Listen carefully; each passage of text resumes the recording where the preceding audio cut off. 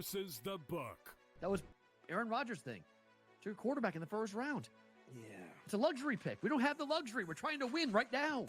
I'm in a window right now, and you're going to say, no, we're going to plan this for the future. With a guy who had 4 years, 4 seasons ended by injury. 4. Like, Michael Penix is a walking injury. Like, what are you doing taking him in the top 10? The Bostonian versus the book. And now you have to qualify in these majors. You got to go do it, man. Like, and it just comes off really petty to sit up there and be like, I'm not. You know what you signed up for. So I don't like the pettiness. And I 100% think Taylor Gooch should be in the major championships. Mm-hmm. So in the same note, I'm saying this, but also it's like, hey, this is the world in which we live in right now, and you don't deserve anything. Only on SportsGrid. It's smarter to be on SportsGrid. Your 24/7 sports wagering network.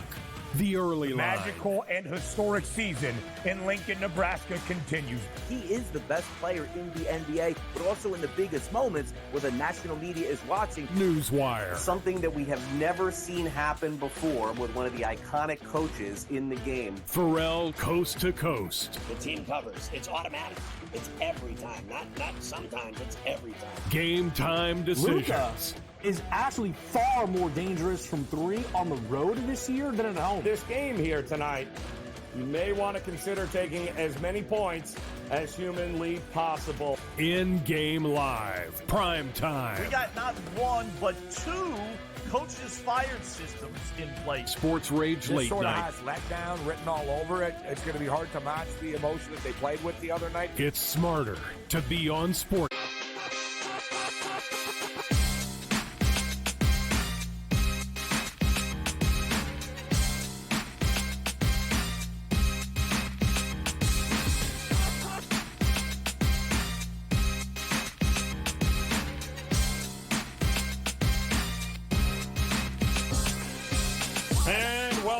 In a very happy Wednesday to you. It is Game Time Decisions here on the SportsGrid Network. I'm Joe Raineri. Appreciate you stopping by as we are once again getting ready for what is going to be a absolutely huge night and huge week as the NFL Week 2 will kick off 24 hours from now. Not too far where I'm at here in Miami as the Buffalo Bills and the Miami Dolphins will take center stage for a little Thursday night football. Big bounce back opportunities this week in the NFL for some teams, maybe coming back down to earth for a few others. Let us not forget it's already week 3 of the college football season where we've got a couple of games coming up during the week. In fact, tomorrow night, Friday night, we got a couple of big games going on. Arizona, Kansas State, UNLV, Kansas, before we even get to what should be a epic Saturday in college football where will the cream start rising to the top here?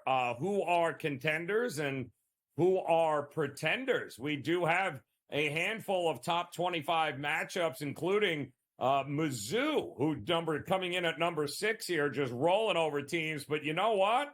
BC, it seems to be the forgotten team, and I know our good friend Mike Blewett here on the network is probably jumping up and down somewhere, celebrating his BC team. But they are now a top 25 team, which makes that a top 25 matchup. So certainly looking forward to that one. And then, of course, a little LSU versus South Carolina, which should also be extremely interesting this week coming up. And boy, will Brian Kelly get it going here for LSU? And are we just not giving South Carolina enough credit here? Boy, there's a lot going on across the board. And what about Notre Dame? Well, Notre Dame bounced back after just one of the most embarrassing losses over the weekend there that you will see.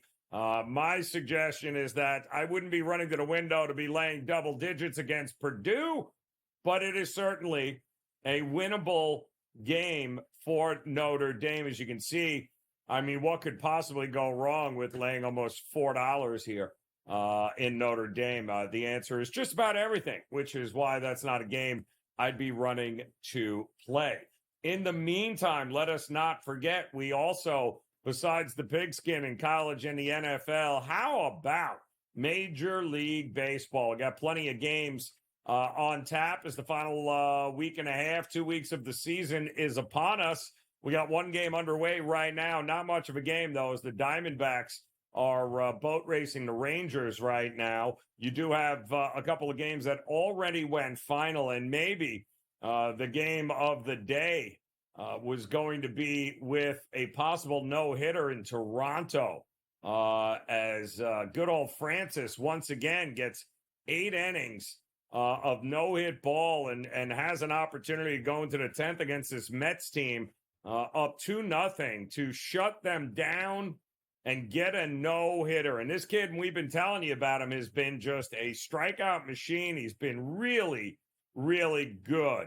And he was really, really good for about 8 innings. And then the wheels fell off, including the fact that, well, Toronto ends up losing the game 6-2, thanks to the New York Mets lineup, who just about had enough of that whole "you're going to no-hit us" talk. They were not interested in that as they put up a 6 spot in the top of the 9th inning. So the Mets waited and saved their best for last as they ended up doing all of their damage after being no-hit through 8 innings. So 6-2 is your final score there. The Mets, Manaea gets another win. The Mets continuing their trek here on trying to remain in the wild card hunt and get that last spot there, reserve it, and take it away from the Atlanta Braves here. So there is really a lot of urgency over these last week and a half in regular season in Major League Baseball, which is what is so much fun.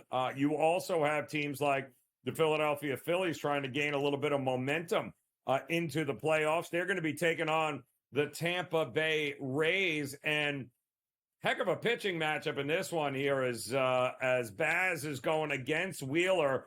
These two teams had a little bit of an issue last night, a little bit of pushing, shoving, a lot of these come at me, bro, type of moves on the field last night. Probably not great when facing Zach Wheeler tonight at Citizens Bank Park, although Shane Baz has been nothing but lights out here. And he's been lights out not only at home in Tampa, he's also been really, really hard to hit and score runs off of on the road here this year. But the market has Philadelphia as a huge favorite. Total is 7 in this one. Should be one of the better pitching matchups of the night. And then, of course, you have the team that will not go away and is now just favorites over everybody. It's not that hard to be a favorite at home over Colorado, because I'm fairly certain we could all be a favorite over Colorado. But how about them Detroit Tigers here? They started their homestand with a win. They are very much alive here, which is kind of hard to believe, but they are very much alive still for a possibility if they can get a little bit of help in a wild card situation. The postseason is not out of sight for them. They'll send Casey Mize to start in the second game of this series. He has made 2 starts since his return from what I believe was a hamstring injury that laid him up for about 2 months, but he was supposed to be a big part of what this team and what they had hoped would be a much improved season. And it has been, because I don't know a lot of people that had the Tigers at nearly 75 wins at this point, but here they are right now with an opportunity maybe to run the table and get themselves a postseason berth. As absolutely crazy as that was 2 months ago or even a month ago, they are very much alive here, and they've got to keep winning games. And we have told you that their pitching has been unbelievable over the last month. They have since July 1st and even August 1st. This has been one of the best teams in the American League record-wise, and a lot of that has to do because of the pitching. And anytime you have Tariq Skubal leading the way, but a lot of young arms and a lot of young guys really making a difference and coming together for this Detroit team. So that is a game that is coming up that we are certainly going to keep an eye on here. And then we mentioned the Braves. Well, get ready. Braves, Nats, they're going to be coming up also this hour here with the Nationals on the road, having to go up against Max Fried. They're going to send out Irvin in this one. And needless to say, as the Braves just watched the New York Mets, win a game in which they were being no-hit heading into the ninth inning. That's got to be a little troublesome here. But the Braves have their ace on the mound on the road. They got to start racking up some wins. Then you'll have the Yankees and the Royals coming up top of next hour. Good pitching matchup with Reagans and Louis Hill in that one. And the Yankees would be nice if they, don't get shut out here. That would be good. Orioles, Red Sox with Pavetta Kremer on the mound there. And then, of course, Twins and Angels, a game that you wouldn't think have a little juice. But just like this, Zebby Matthews on the mound for the Twins. The Twins got to keep winning some games here. None of these teams, the Royals or the Twins, can just rest on their laurels here. They got to win some games down the stretch because teams like the Tigers, maybe even Seattle, are going to continue to fight all the way through. So much to get to here in Major League Baseball. A possible record-setting night in the WNBA as well. We've got plenty to get to as Game Time Decisions. We're just getting started here on the grid.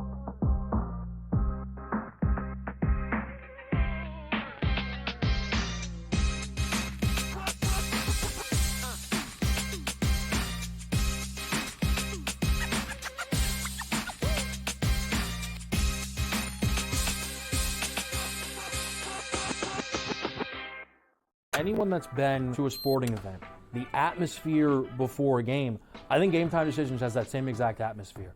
This is our arena.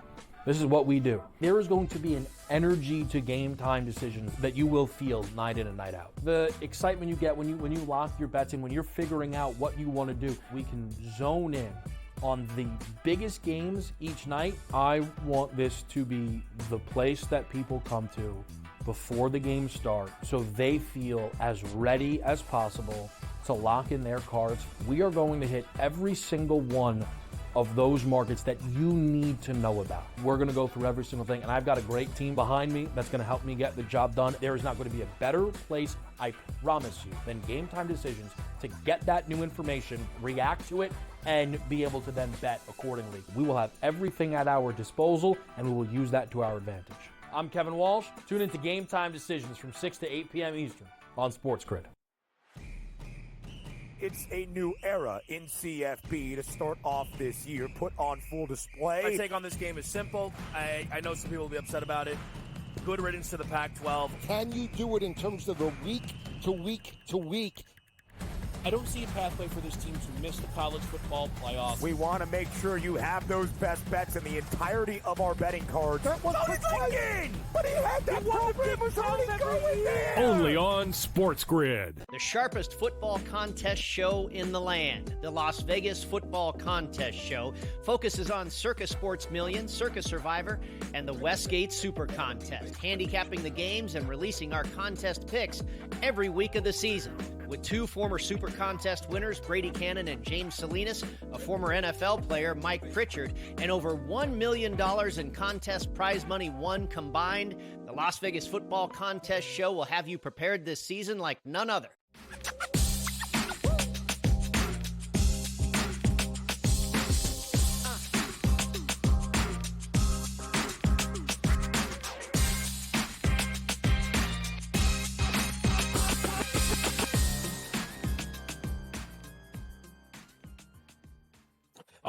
Game Time Decisions. Welcome back in here on this Wednesday now, September the 11th, as we are getting ready for a big night on the Diamond. We had a handful of games already under our belt here, and of course, we'll kick it off week 2 in the NFL tomorrow night with Buffalo and Miami, followed by a couple of pretty interesting games on Thursday and Friday in college football, starting off week number 3. Let's welcome in our good friend Adam Kaufman here, who You got to love urgency, Adam, and that's kind of what Major League Baseball has given us here with extra postseason spots for teams and meaningful baseball. And here we are, the 11th of September, and we've got a lot of games that still mean a lot to some teams here.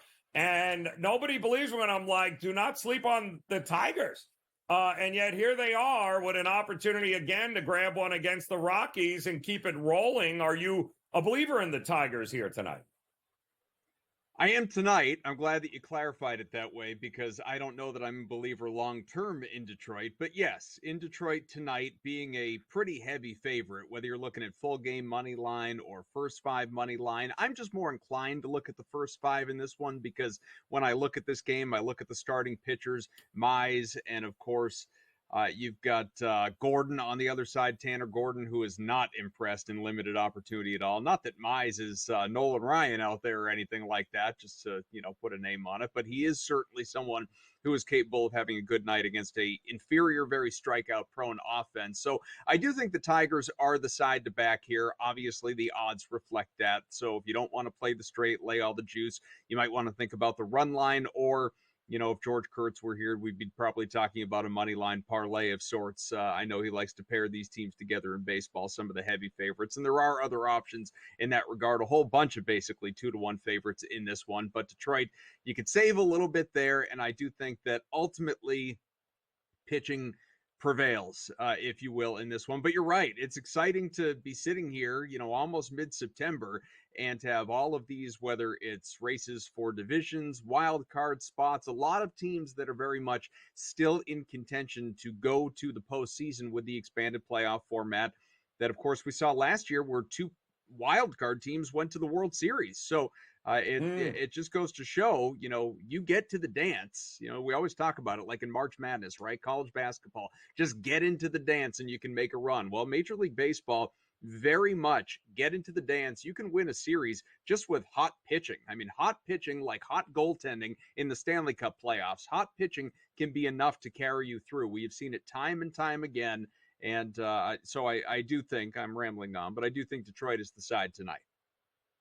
And listen, it's been their pitching that's kind of been the catalyst here. And they started playing really good baseball back in July, and they've rode it through. And while nobody else is paying attention, here they are. Detroit might definitely be a team worth keeping an eye on in the future here. A team you should definitely keep an eye on if you're following and looking for maybe some postseason value is the Milwaukee Brewers. They're going to be taking on the Giants here tonight. And ironically enough, I mean, the guy that for a good 2.5 months, Adam, the best pitcher in Major League Baseball, and Blake Snell on the mound for the Giants, taking on Colin Ray, who has been anything but the best pitcher in Major League Baseball. But do you know, Snell has never beaten the Milwaukee Brewers in his career. I think 25 or 26 teams he's beaten. Milwaukee isn't one of them. I think he's only faced them twice. This is a tough lineup. Milwaukee, more than anything else, is going to make you work. Can they get to Snell here and get it done tonight? Yeah, to your point, it's a small sample size. Like, I think it's only 9 total innings in his career that Snell has faced Milwaukee. Sort of similar on the other side with Colin Ray, 17 total innings that he has faced the Giants. So sample sizes are small. That being said, if we want to acknowledge or put a little credence into the sample sizes, Snell has not been good in a limited effort against the Brewers. Ray has not been good in, again, short innings against the Giants, again, over the course of their careers. What's really interesting about this one is, you give me that pitching matchup, and I just think, all right, I'm not going to say it should be a pick 'em. Clearly, the Giants should be favored, but if I'm going to get the Brewers at, when I was looking at this, plus 130 last night, plus money as a road underdog, and let me just give you some trends. I know some of these numbers that baseball produces are ridiculous, but the Brewers have won 10 of their last 11 games as road underdogs. The Giants have lost 8 of their last 9 games against NL Central opponents with a winning record. Now, I know that last one is, I may as well be telling you what a team is record is on a Tuesday night in the rain after there was a delay the night before. Like, you can really get into the weeds with these stats, but plus money for two very similar teams and a pitcher in Colin Ray, who I just think is in just as good a spot as Blake Snell, because let's not forget, you talked about how much can the Brewers lineup challenge Snell. How much is Snell going to challenge himself? He worked 42 pitches the last time out and got pulled after only one inning. They have effectively shut him down. He has gone 75 pitches, or less in his last two of his last three games.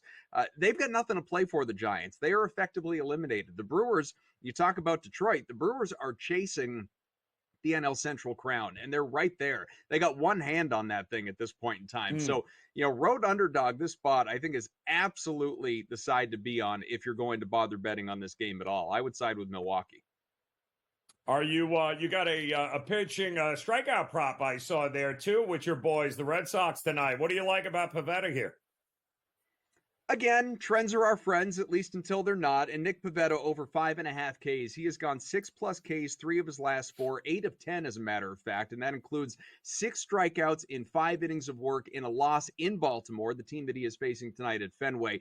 The last time they matched up, that was a month ago. He has also cleared this line, again, 6+ strikeouts, 4 out of his last 5 home starts. Crawford in this series had 6.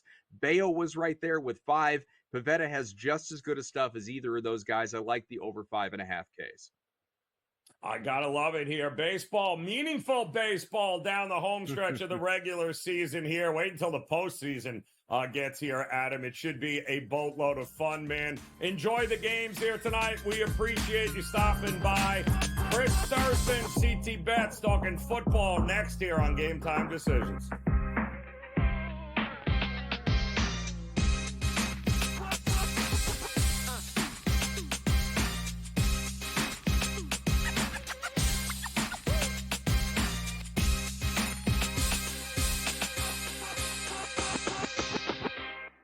Anyone that's been to a sporting event, the atmosphere before a game, I think Game Time Decisions has that same exact atmosphere. This is our arena.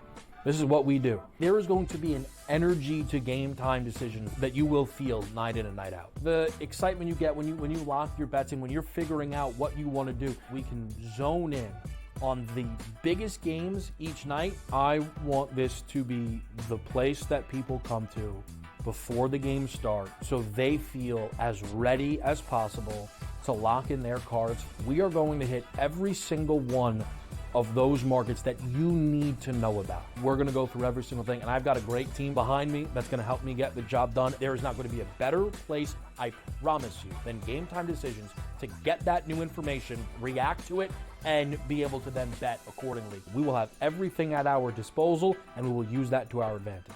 I'm Kevin Walsh. Tune into Game Time Decisions from 6 to 8 p.m. Eastern on SportsGrid. It's a new era in CFB to start off this year, put on full display. My take on this game is simple. I know some people will be upset about it. Good riddance to the Pac-12. Can you do it in terms of a week to week to week? I don't see a pathway for this team to miss the college football playoff. We want to make sure you have those best bets in the entirety of our betting cards. That was thinking! But he had that program was already going there! Only on SportsGrid. The sharpest football contest show in the land, the Las Vegas Football Contest Show, focuses on Circa Sports Million, Circa Survivor, and the Westgate Super Contest, handicapping the games and releasing our contest picks every week of the season.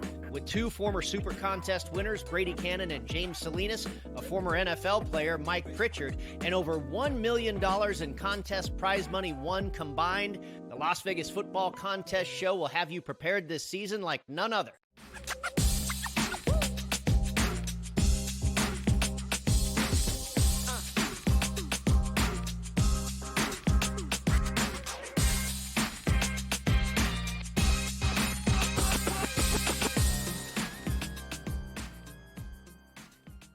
All right, welcome back in Game Time Decisions here on this Wednesday. Joe Raineri, and I want to welcome back in our good friend Adam Kaufman. We were not done with him yet. We were just teasing you here. We do have some Thursday night football coming up to kick off week number 2 here, Adam, in the NFL season.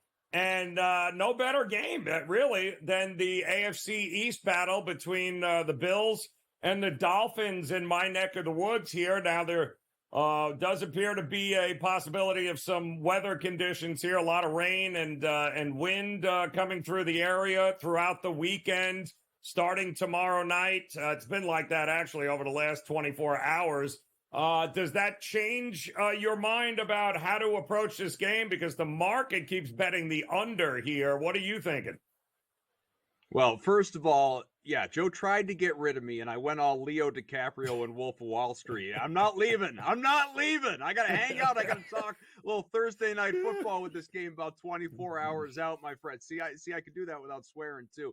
But, I'll tell you what, I was already on the under in this game, and I invested in the under a couple of days ago in this one, even before I really started paying much attention to the weather. And it has reflected just a little bit in dropping that down a point or so. And I think if obviously the forecast doesn't change, the under is going to continue to be bet down because people are going to worry about how's the offense going to function on either side, where are the yards going to come from, and what's the passing game going to look like in particular? Is it going to be run heavy?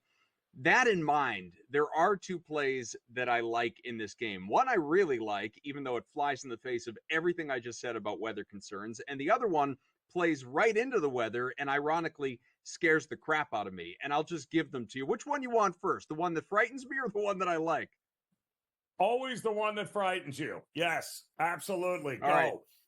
So listen to this. Tyreek Hill, who of course had a very unfortunate start, as we know, to his week one before finishing it strong and having an unbelievable week. His last 7 games against the Bills, he has gone for well under 100 receiving yards. Okay, he has only eclipsed 70 receiving yards one time in those 7 games, and that was with 82. His prop for this game tomorrow, if you haven't seen it, on the high end, because it does fluctuate book to book, but if you're looking on the high end so that you can bet the under, you could still get 99.5s out there on Tyreek Hill. Again, 7 straight games under 100 against the Bills. Also, and I'll credit my buddy Dan Watkins, who works on my radio show weeknights, Tyreek Hill has, anytime he has gone for 100 plus receiving yards in week 1, he has failed to reach that number in week 2. He's 4 of 4 to that trend. So just, again, it scares me to bet against Tyreek Hill because, as we know, 2 catches can get him 100 plus yards because of that breakaway speed. That being said, if trends are our friends, this one says bet under on Tyreek Hill. Ooh, I like. All right, so if we're fading Tyreek Hill, maybe not to have the biggest of games, what are we doing when it comes to Buffalo? We focusing anybody on there? It seems crazy to really hone in on Josh Allen as a passer, given that obviously it's not like he has Stephon Diggs or Gabe Davis anymore. And, last week was only in the neighborhood of 230 passing yards. He did have 4 touchdowns and, a couple of those in the air, a couple on the ground. He was excellent. But that being said, he just doesn't have a lot of weapons to work. Like even Dalton Kincaid was barely a factor in that passing game. How much are we going to lean on the likes of Shakir or Samuel or, I don't like Keon is an option as well, I guess. But that being said, looking at the history, Josh Allen's line in this game is sitting at 240.5 on the low end. It goes up to about 250, depending on the book you're looking at. I can still see him in some places at 249.5.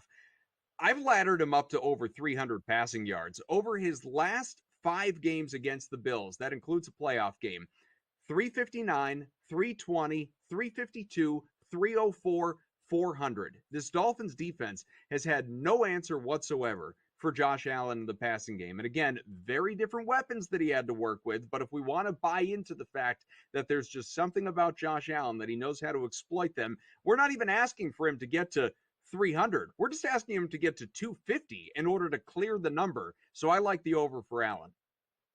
Yeah, his rushing prop also something you got to look at, given the fact that not only is he dominated, he's dominated him with his legs too. And it appears like it's going to be another one of those years where Josh Allen's going to have to do a lot for the Buffalo Bills this year. Throwing, running, should be an interesting kickoff here between those two. All right, Adam, I think we're good to go now. Enjoy the rest of the night, my man. Game Time Decisions returns after this.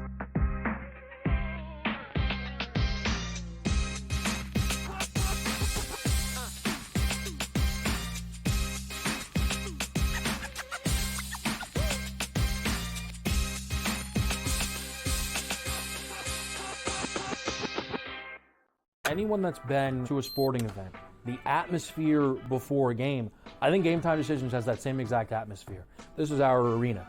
This is what we do. There is going to be an energy to GameTime Decisions that you will feel night in and night out. The excitement you get when you lock your bets in, when you're figuring out what you want to do, we can zone in on the biggest games each night. I want this to be the place that people come to before the games start so they feel as ready as possible to lock in their cards. We are going to hit every single one of those markets that you need to know about. We're going to go through every single thing, and I've got a great team behind me that's going to help me get the job done. There is not going to be a better place, I promise you, than GameTime Decisions to get that new information, react to it, and be able to then bet accordingly. We will have everything at our disposal, and we will use that to our advantage. I'm Kevin Walsh. Tune into GameTime Decisions from 6 to 8 p.m. Eastern on SportsGrid. It's a new era in CFB to start off this year, put on full display. My take on this game is simple. I know some people will be upset about it. Good riddance to the Pac-12. Can you do it in terms of the week to week to week? I don't see a pathway for this team to miss the college football playoffs. We want to make sure you have those best bets in the entirety of our betting cards. That was Lincoln! But he had that program was already going there! Only on SportsGrid. The sharpest football contest show in the land, the Las Vegas Football Contest Show, focuses on Circa Sports Million, Circa Survivor, and the Westgate Super Contest, handicapping the games and releasing our contest picks every week of the season. With two former Super Contest winners, Brady Cannon and James Salinas, a former NFL player, Mike Pritchard, and over $1 million in contest prize money won combined, the Las Vegas Football Contest Show will have you prepared this season like none other.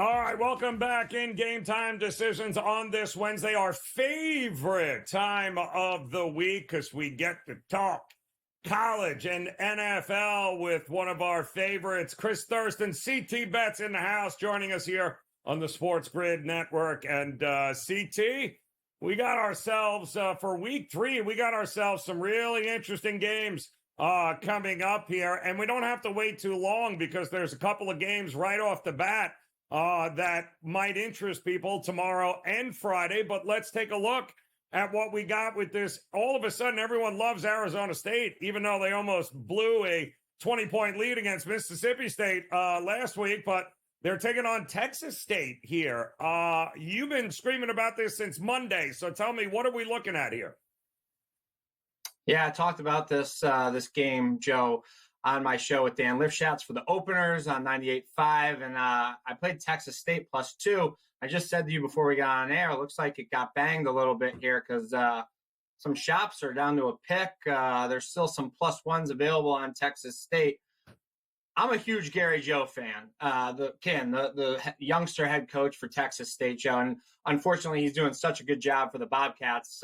You and I talked about this morning. Not sure how much longer he's going to be the head coach there, unfortunately, for Texas State. But the trigger man, the transfer, Jordan McLeod, he comes over from James Madison.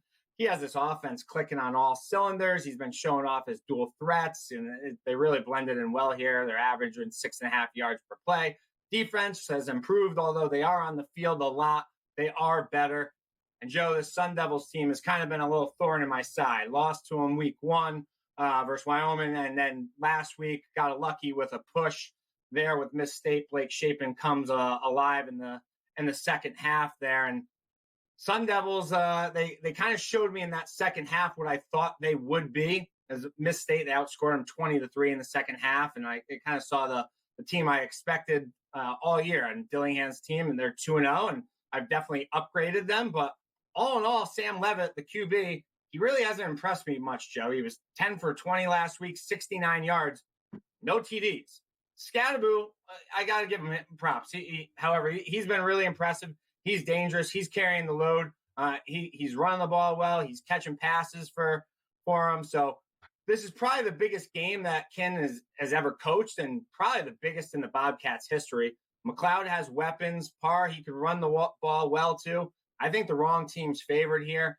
I played on Texas State +2, but for the sake of the show, I'll play them +1 as well.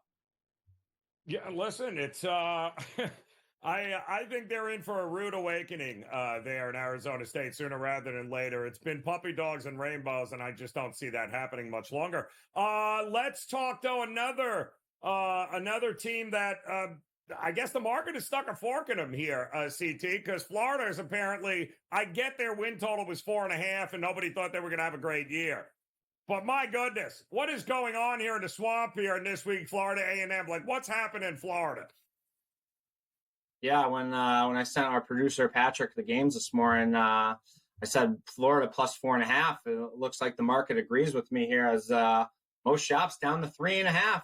Joe, and big game for both teams here, right? We saw them both. They dropped their games in week 1, and then they both had cupcake wins last week. Both now 1-1.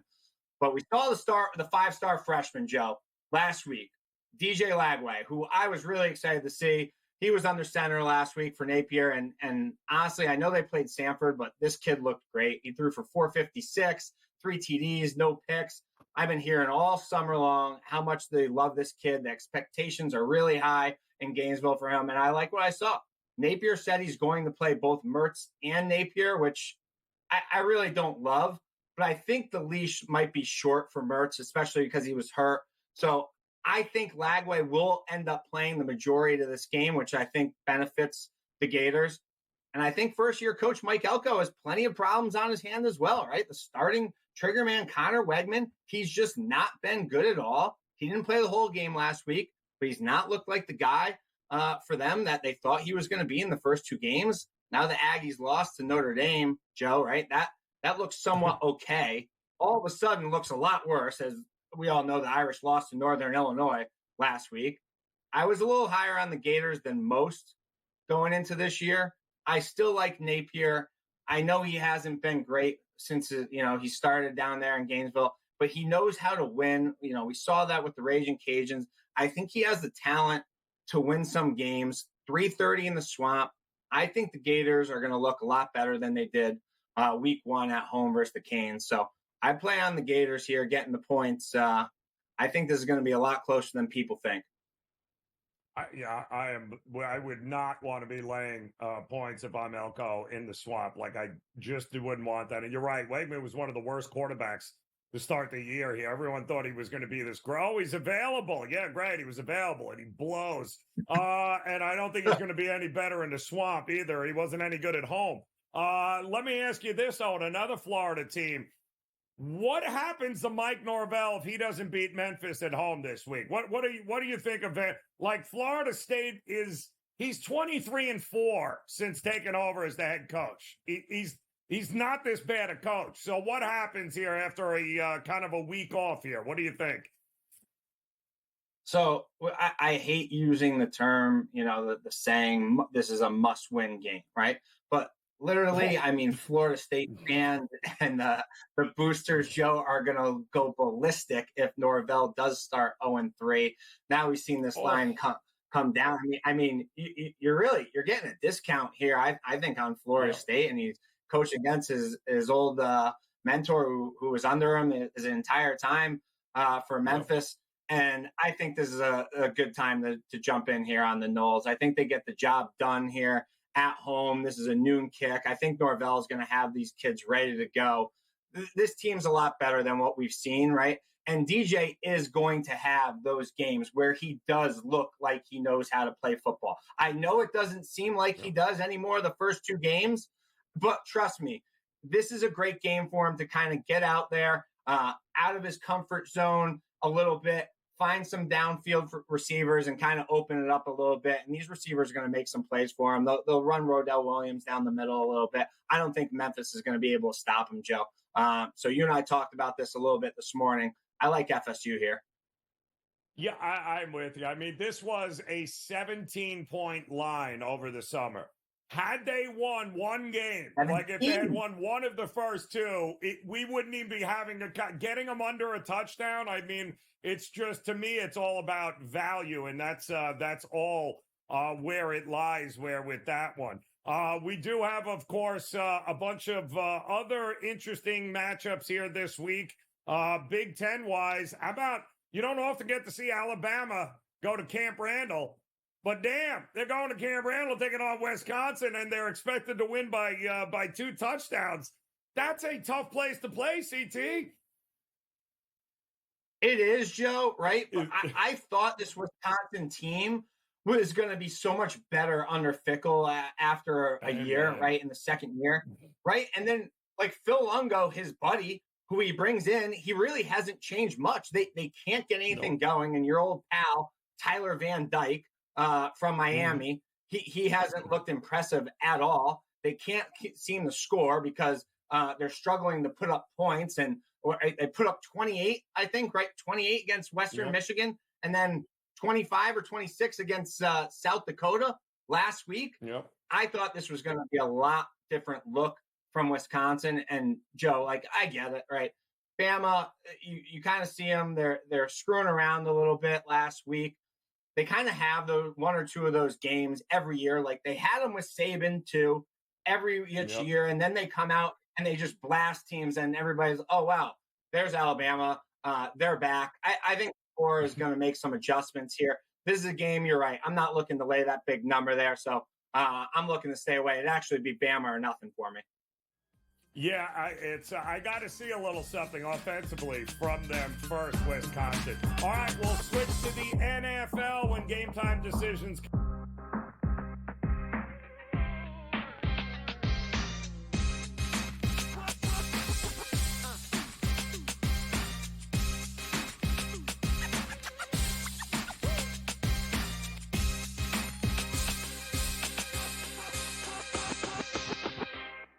Anyone that's been to a sporting event, the atmosphere before a game, I think Game Time Decisions has that same exact atmosphere.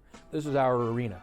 This is what we do. There is going to be an energy to Game Time Decisions that you will feel night in and night out. The excitement you get when you lock your bets in, when you're figuring out what you want to do, we can zone in on the biggest games each night. I want this to be the place that people come to before the games start so they feel as ready as possible to lock in their cards. We are going to hit every single one of those markets that you need to know about. We're going to go through every single thing, and I've got a great team behind me that's going to help me get the job done. There is not going to be a better place, I promise you, than Game Time Decisions to get that new information, react to it, and be able to then bet accordingly. We will have everything at our disposal, and we will use that to our advantage.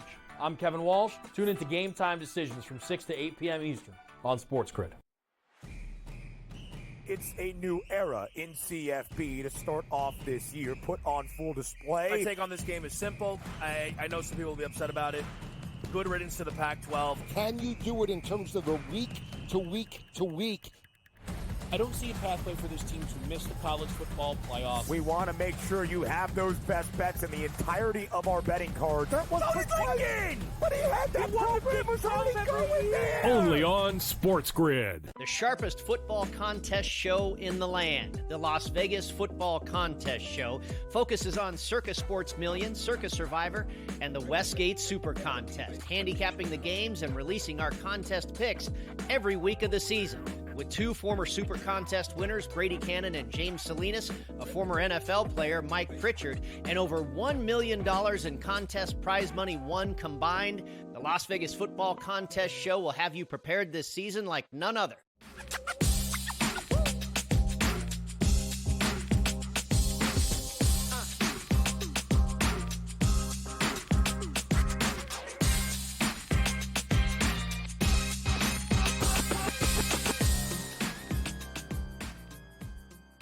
All right, welcome back in Game Time Decisions on this Wednesday. Joe Raineri joined again by CT Betts, Chris Thurston here on the SportsGrid Network. And CT, let's talk a little NFL here. I know you've got one team that you're looking at, but I got to ask you, what is the mood in your neck of the woods in Boston with New England getting a W, and now they're that much closer to hitting the over win total on the season here? That they weren't terrible. I got to give them credit. What's the buzz right now with the Patriots?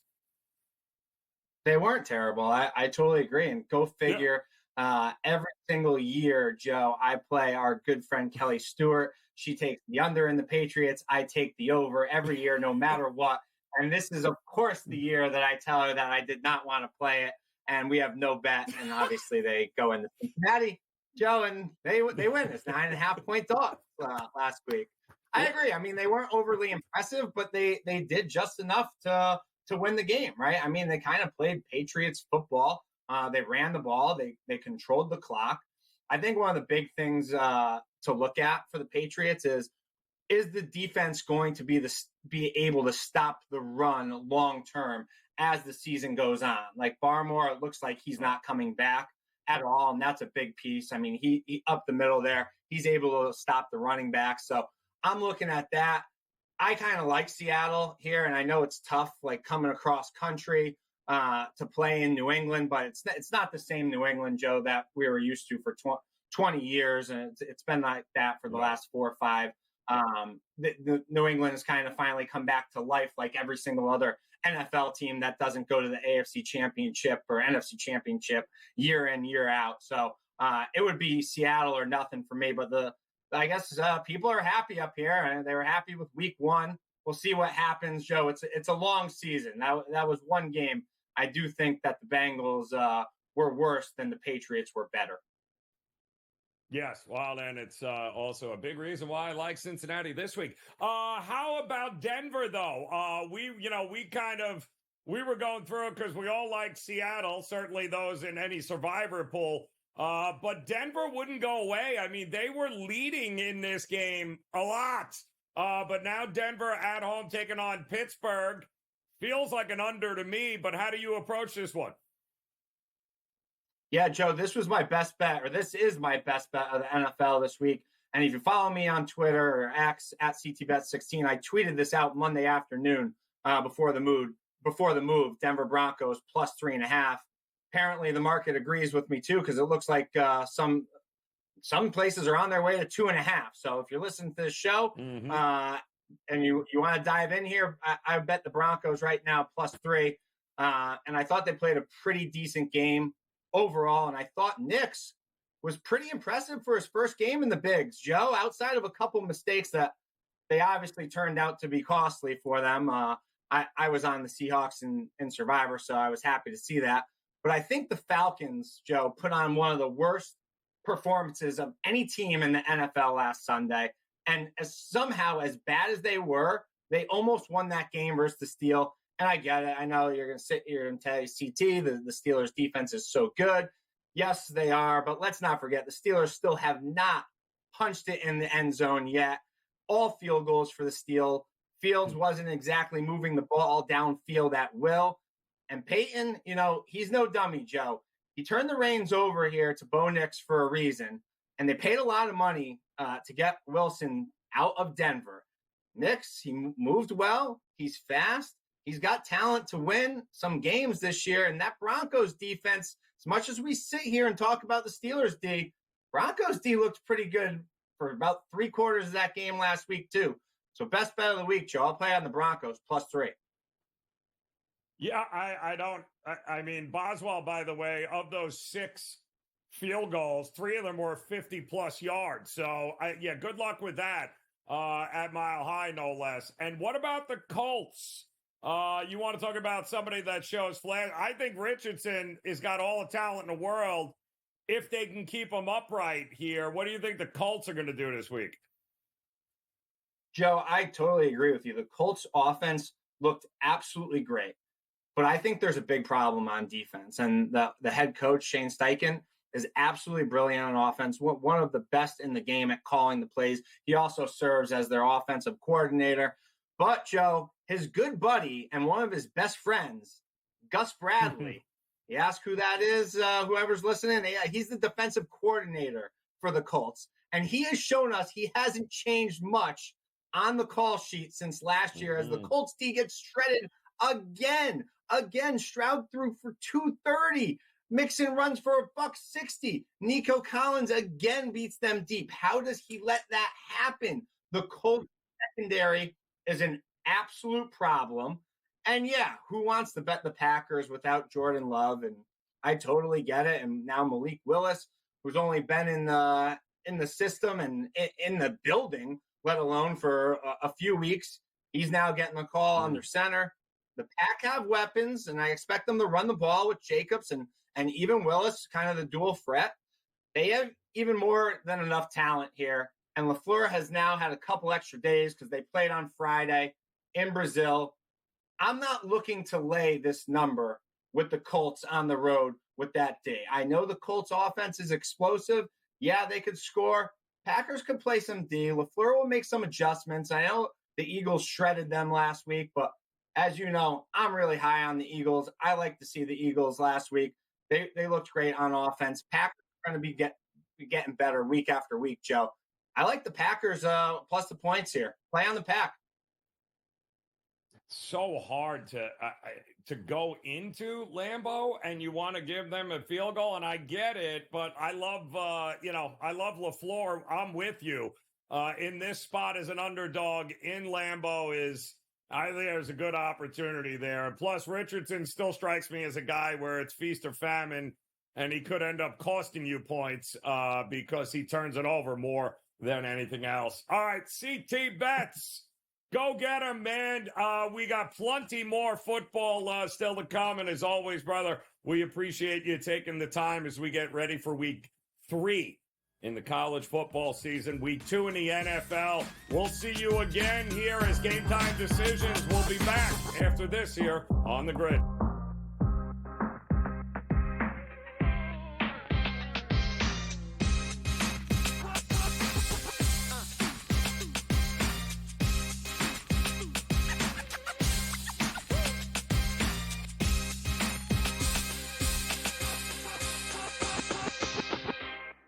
Anyone that's been to a sporting event, the atmosphere before a game, I think Game Time Decisions has that same exact atmosphere.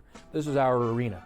This is what we do. There is going to be an energy to Game Time Decisions that you will feel night in and night out. The excitement you get when you lock your bets in, when you're figuring out what you want to do, we can zone in on the biggest games each night. I want this to be the place that people come to before the game starts so they feel as ready as possible to lock in their cards. We are going to hit every single one of those markets that you need to know about. We're going to go through every single thing, and I've got a great team behind me that's going to help me get the job done. There is not going to be a better place, I promise you, than Game Time Decisions to get that new information, react to it, and be able to then bet accordingly. We will have everything at our disposal, and we will use that to our advantage. I'm Kevin Walsh. Tune into Game Time Decisions from 6 to 8 p.m. Eastern on SportsGrid. It's a new era in CFB to start off this year, put on full display. My take on this game is simple. I know some people will be upset about it. Good riddance to the Pac-12. Can you do it in terms of the week to week to week? I don't see a pathway for this team to miss the college football playoff. We want to make sure you have those best bets in the entirety of our betting cards. That was thinking! But he had that program was already going there! Only on SportsGrid. The sharpest football contest show in the land, the Las Vegas Football Contest Show, focuses on Circa Sports Million, Circa Survivor, and the Westgate Super Contest, handicapping the games and releasing our contest picks every week of the season. With 2 former Super Contest winners, Brady Cannon and James Salinas, a former NFL player, Mike Pritchard, and over $1 million in contest prize money won combined, the Las Vegas Football Contest Show will have you prepared this season like none other.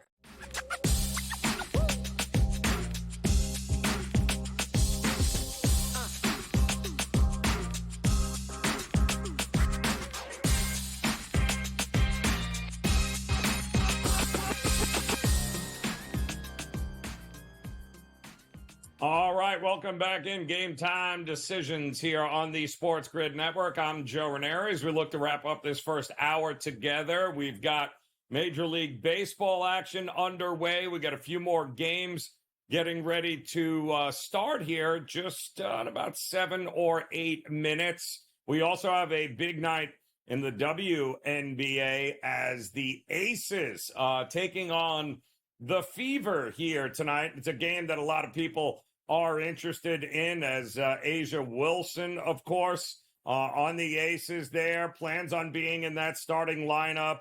And then, of course, Caitlin Clark on the verge of history here this season. If she can go ahead and get herself, I believe that number is 11 more assists before it's all said and done.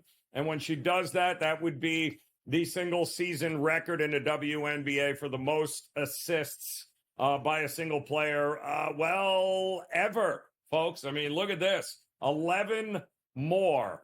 And from the rookie, Caitlin Clark, and she will have set the record for the most assists in a season. Unbelievable what she has done this year in the WNBA, and actually should be a pretty good game. There was a little bit of a concern here, of course, with Asia Wilson. There were no injuries reported here, but they say they anticipate her back in uniform. She missed Sunday's game against the Liberty, and why is that important? Well, that was her first missed game since 2019. So to say that she's a pretty valuable part of what the Aces do would be underestimating it here, because they're not used to seeing her not in uniform. But hope she's going to be back here tonight. Kelsey Mitchell and the crew, they will be ready to go as the Aces are now 5-0 in their last 5 games. And we'll see if they can get it done here against the Fever. You got the Mystics taking on the Chicago Sky. That, too, is a game coming up this hour. And, of course, we have all of it covered here. Storm and Sparks will be another one here tonight. As you can see, that's a pretty interesting number, isn't it? Minus 950. I don't think we're going to get a lot of resistance from the Sparks here tonight. And a lot of people are jumping on the Seattle side in this one. And Seattle, don't overlook the Sparks. They could absolutely come and bite you. I don't think it's going to happen, but stranger things have certainly happened there in the WNBA. Major League Baseball getting ready. First pitch just after the top of the hour. The New York Yankees are going to get underway here against the Kansas City Royals. Louis Gil on the mound for the Yankees, taking on Cole Reagans of the Royals. The Yankees need to keep winning games, and they want to bounce back from a shutout loss last night in which they made Seth Lugo look like, my goodness, 14 strikeouts last night for Seth Lugo. The Yankees couldn't hit water if they fell out of a boat last night. They will, however, have to go against the lefty Reagans, who many people consider to be the best player or the best pitcher on this team, although Reagans, the lefty, has been known to give, and lefties have been known to give the Yankees all sorts of issues this season. So we're going to see if the Royals can get it. I mean, they're 2 wins away right now from clinching their first winning season since going 95-67. And by the way, that also coincides with them getting their second World Series title. That was all the way back in 2015. So 9 years ago is the last time the Kansas City Royals have actually had a winning baseball season. They have not won more than 81 games and have lost more than 100 games 3 times in that stretch here, including last season. Think about it. The Royals went 56-106 last year. I repeat, 56-106. They already now sit with 80 wins on this season and a couple of more, including possibly one here tonight, which will give them their first winning season in 9 years. And let's be honest, could be a trip to the postseason. At least that's what they are hoping for. Yankees cannot strike out 14 times. Yankees need to put some runs on the board here and give Louis Gil an opportunity. So, and by the way, they didn't draw a walk last night. Lugo didn't walk anybody in that game. Yankees got to spend a little less time free swinging, a little more time on the bases. We'll have more Game Time Decisions another hour next here on the Grid.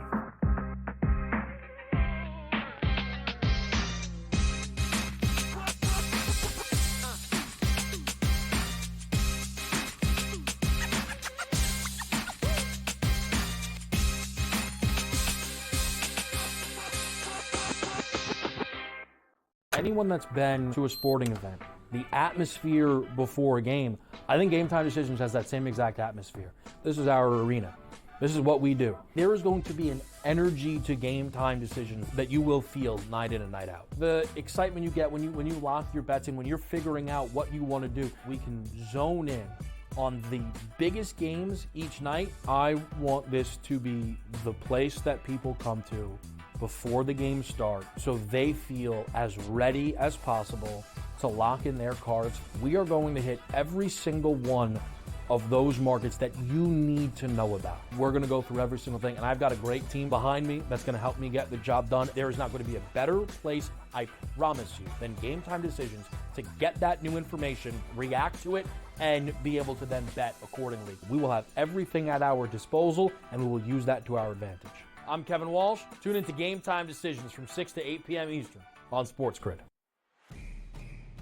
It's a new era in CFB to start off this year, put on full display. My take on this game is simple. I know some people will be upset about it. Good riddance to the Pac-12. Can you do it in terms of a week to week to week?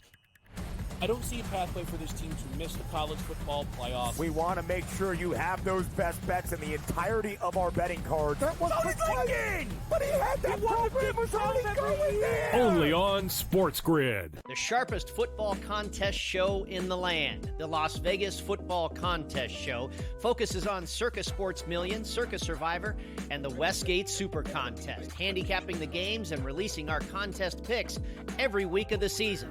With two former Super Contest winners, Brady Cannon and James Salinas, a former NFL player, Mike Pritchard, and over $1 million in contest prize money won combined, the Las Vegas Football Contest Show will have you prepared this season like none other.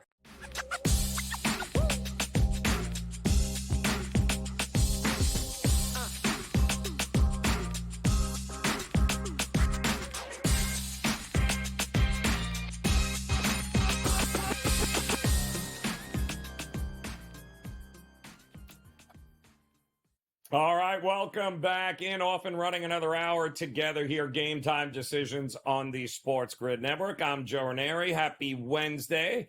Thanks so much for making us a part of your week as we are getting ready for another, interesting week as far as college football goes. This is week 3 of the college football season. That'll begin with a couple of games on Thursday and Friday of note, including Kansas State taking on Arizona, Arizona State taking on Texas State here tomorrow. But it's a very strange season this week in college football. And why is it? Well, when you look on the board, and by my count here, I see 9 regional rivalry games on the board. Now, this is week 3. Usually we get rivalry week later on in the season towards October and November. We don't generally get the Apple Cup or the backyard brawl with Pittsburgh and West Virginia. We've got Washington State, Washington. We've got Colorado State. We have Oregon taking on Oregon State, what was known as the old Civil War. That rivalry there, it's kind of crazy. We're not used to this kind of craziness in the schedule rivalry wise this early in the season, but that's exactly what we've got coming up here across the board. And let's not forget now is Oregon State and Oregon are no longer a divisional matchup. That's why, because of the expansion of the big conferences and with teams no longer being a part of the Pac-12, then it makes it Washington State, West Virginia and Pittsburgh now, ACC versus Big 12. None of these teams are in the same conference anymore. So they really do fill out these rivalries on the card. They fill out the non-conference part of the schedule, and what better way in week 3 of the college football season to get Utah State, FIU, FAU, also no longer in the same conference. So this is going to be a very interesting weekend here, including, let's face it, Notre Dame, Purdue. That should be a good one. Will Notre Dame be on the bounce back here?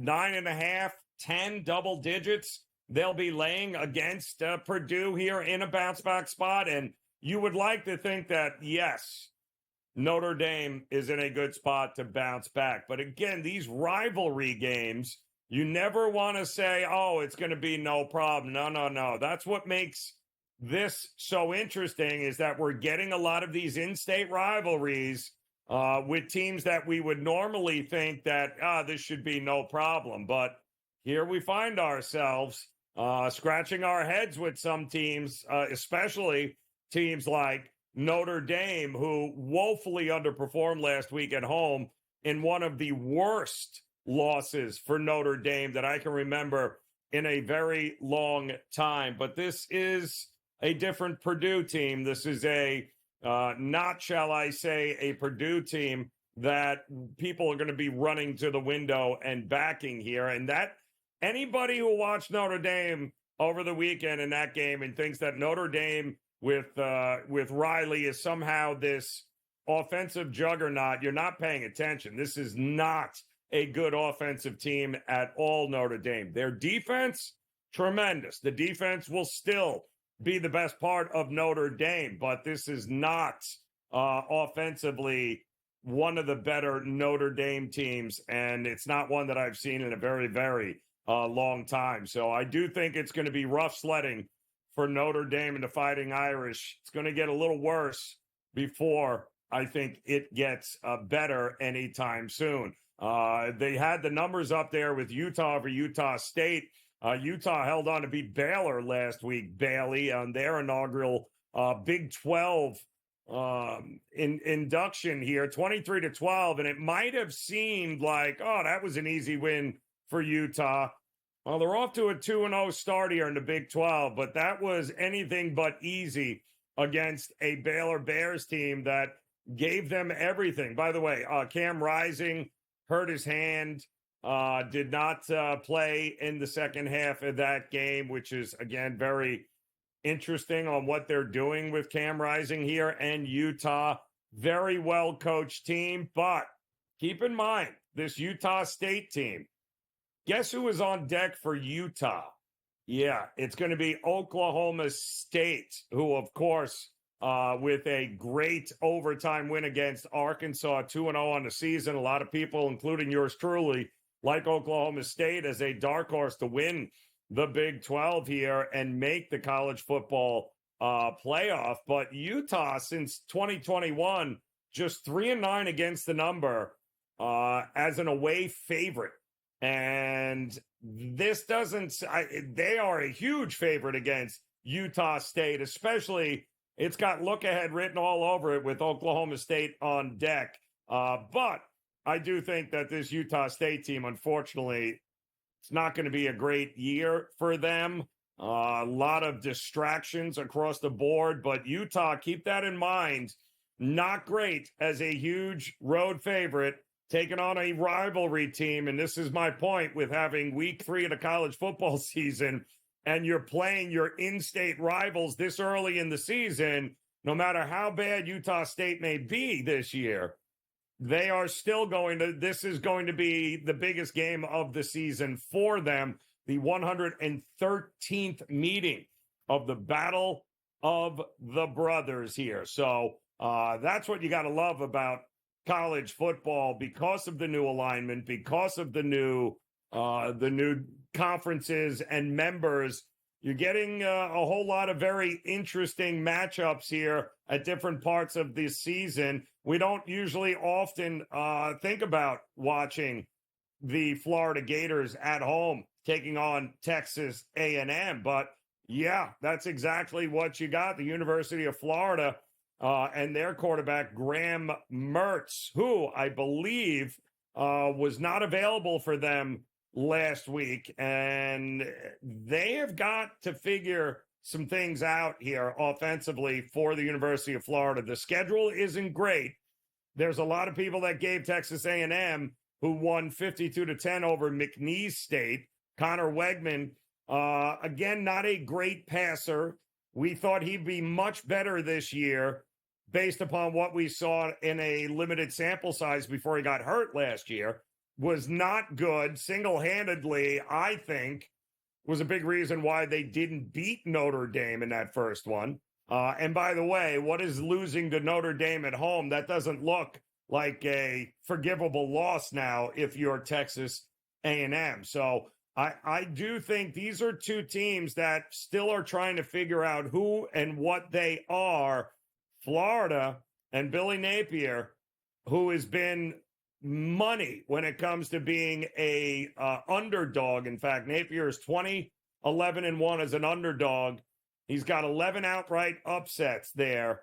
And call me nuts, this is not that big a number, but it feels like Florida is a very live dog this week in the Swamp. I also do think we're probably going to get some points in this game here with Florida and Texas A&M. The University of Miami will be taking on Ball State, and you got to be going, well, what is going on here with Miami? Are they playing anybody worth anything? Yes, their schedule will get a little bit more difficult, but in the meantime, they are going to wrap up and rack up as many yards, points, and beatdowns as humanly possible. As the problem with this is Mario Cristobal, 15, 30-2 against the number as a home favorite, including 2-10 against the number with the University of Miami. This is what you worry about if you're a Miami fan. We'll have more college football when Game Time Decisions continues here on the...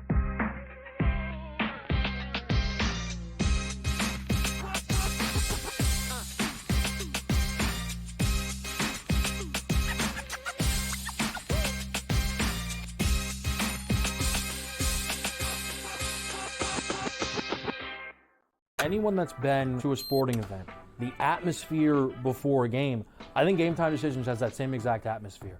This is our arena.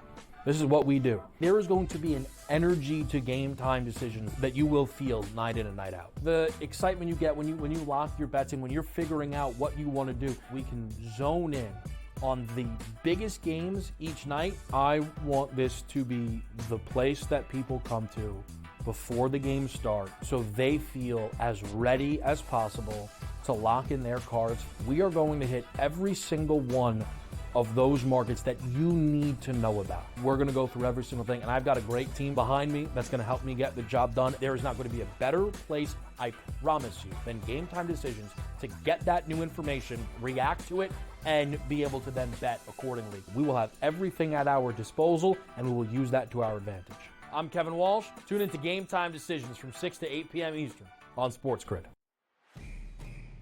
It's a new era in CFB to start off this year, put on full display. My take on this game is simple. I know some people will be upset about it. Good riddance to the Pac-12. Can you do it in terms of the week to week to week? I don't see a pathway for this team to miss the college football playoffs. We want to make sure you have those best bets in the entirety of our betting cards. That was thinking! But he had that program was already going there! Only on SportsGrid. The sharpest football contest show in the land, the Las Vegas Football Contest Show, focuses on Circa Sports Million, Circa Survivor, and the Westgate Super Contest, handicapping the games and releasing our contest picks every week of the season. With two former Super Contest winners, Brady Cannon and James Salinas, a former NFL player, Mike Pritchard, and over $1 million in contest prize money won combined, the Las Vegas Football Contest Show will have you prepared this season like none other.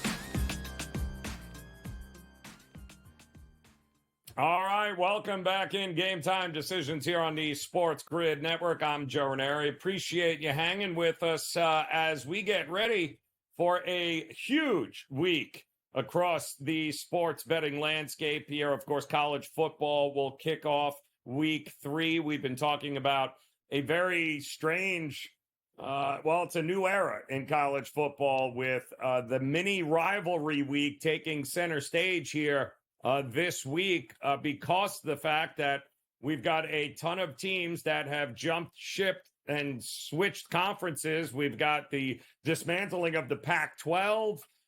We've got Pac-12 teams in the Big Ten. We've got SEC teams with new players. So all of a sudden, when Oregon is playing Oregon State, and you're going, wait a minute, don't they usually play that at the end? Yes, they do, but they're not in the same conference anymore. So now they're non-conference games. I think Washington State, which we told you about last week, we loved them at home against Texas Tech. I think this Washington State team, it can do some damage. They'll be taking on their old rivalry, Washington, coming up the old Apple Cup. We were just talking off air, West Virginia taking on Pittsburgh in the old backyard brawl. Pittsburgh won this game in Morgantown a year ago, although it was a little bit later in the season. Pittsburgh coming off a unbelievable come-from-behind win against Cincinnati last week, in which they were down almost 3 touchdowns in the third quarter and still managed to come back and win that game. I think Pitt getting a field goal in this game at home as a dog. Love that look, as West Virginia has always struggled under Neil Brown on the road, and I don't think that's going to change anytime soon.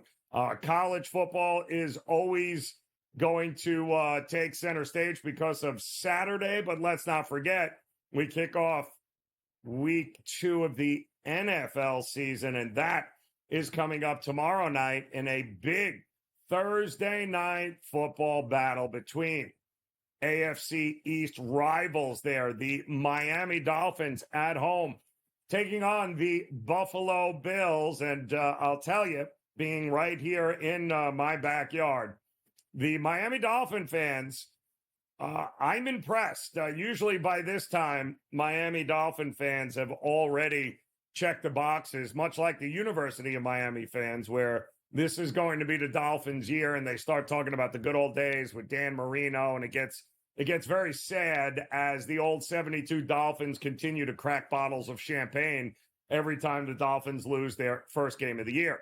And it could very well be they're cracking the champagne open again after tomorrow's night's game, just simply because Buffalo has owned Miami. They won both games last year without an issue. And when you date back and go back even a couple of more years, the Buffalo Bills and Josh Allen, for whatever reason, have done a great job of handling the Miami Dolphins. They blew them out in Buffalo last year. The first game early in the season with Buffalo was much more competitive, but a couple of late turnovers by Tua and the Dolphins is what sealed that win for them. And listen, the Dolphins, my problem with them is going to be the offensive line here. They looked very disjointed last week against Jacksonville, and give Jacksonville credit. That defense is going to be good, but that is a completely new offensive line for Tua here, and they are going to have to figure some things out. And it certainly looked like it in that game. There was no running game for the Miami Dolphins in there. It was Tua or bust. And when you have Tyreek Hill and you can hit him one play, 80 yards for a touchdown, that tends to be the great equalizer. But I don't know that that's going to happen here against the Buffalo Bills, who had some of their own issues against at home there against the Arizona Cardinals, who for the most part dominated that first half of the game, but it was all Josh Allen in the second. Keep in mind the weather. The weather report is ugly in Florida tomorrow night. Wind and a lot of rain. And if that is the case, there's a reason why this total is dropped under 50. It was 51.5 when it opened, and it now has dropped. Why? Well, it's a primetime game first, and we all know primetime games have been under the last 4 years, 60% to the under. There is no reason in a primetime game to look at an over. It has not been a profitable bet here. So I do think between the weather and we're probably going to get, these two teams know each other pretty well. We're going to get a little more running, I think, in this one, as opposed to having to drop back in those kinds of conditions. I do think defenses, both defenses are actually a little bit ahead of where the offense is right now. You can't have Josh Allen being your end-all, be-all running the ball. They're going to have to get cooked. They're going to have to be able to get some of the other guys of the Buffalo Bills involved in this game. It just can't be Josh Allen run left, Josh Allen run right. And if you're Tua, you can't have Tua dropping back 40, 45 times and think that's going to be a recipe for success. So I do think under is not a bad way to look in this game. We talked to CT Betts earlier in the show, our good friend Chris Thurston, and we said, what are we supposed to do with the New England Patriots? Now, all of a sudden, the New England Patriots, they're not going to lose every game this season. Well, they got Seattle coming up now. And boy, oh boy, Seattle, they were losing that game for the most part against Denver until Geno was able to rush for a touchdown, and the defense and running game kind of bailed him out. I think the Patriots are going to play spoiler a couple of times this year, not just against the Cincinnati Bengals last week. I'd be very careful about fading the New England Patriots in this spot.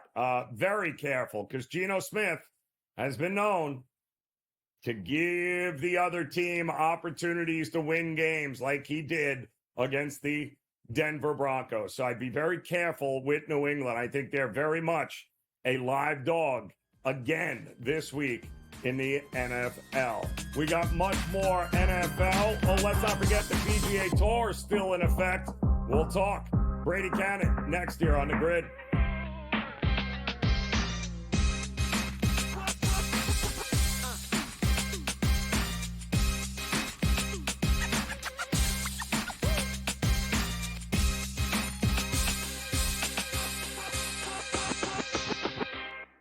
Anyone that's been to a sporting event, the atmosphere before a game, I think GameTime Decisions has that same exact atmosphere.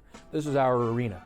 This is what we do. There is going to be an energy to GameTime Decisions that you will feel night in and night out. The excitement you get when you lock your bets in, when you're figuring out what you want to do, we can zone in on the biggest games each night. I want this to be the place that people come to before the game starts, so they feel as ready as possible to lock in their cards. We are going to hit every single one of those markets that you need to know about. We're going to go through every single thing, and I've got a great team behind me that's going to help me get the job done. There is not going to be a better place, I promise you, than GameTime Decisions to get that new information, react to it, and be able to then bet accordingly. We will have everything at our disposal, and we will use that to our advantage. I'm Kevin Walsh. Tune into GameTime Decisions from 6 to 8 p.m. Eastern on SportsGrid.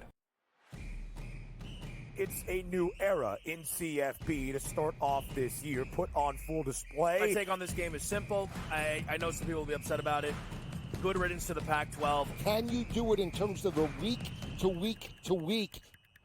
I don't see a pathway for this team to miss the college football playoffs. We want to make sure you have those best bets in the entirety of our betting cards. That was thinking! But he had that program was already going there! Only on SportsGrid. The sharpest football contest show in the land, the Las Vegas Football Contest Show, focuses on Circa Sports Million, Circa Survivor, and the Westgate Super Contest, handicapping the games and releasing our contest picks every week of the season. With two former Super Contest winners, Brady Cannon and James Salinas, a former NFL player, Mike Pritchard, and over $1 million in contest prize money won combined, the Las Vegas Football Contest Show will have you prepared this season like none other.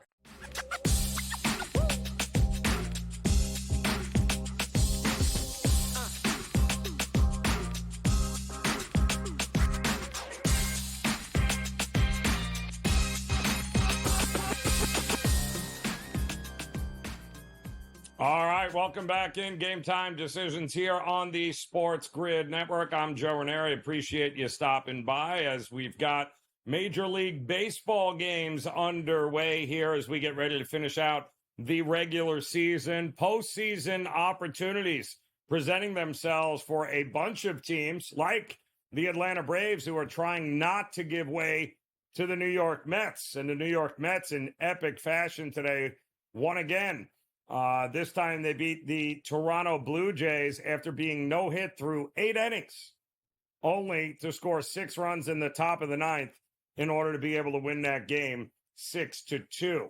The Braves, currently bottom of the 3rd inning, are trailing the Washington Nationals.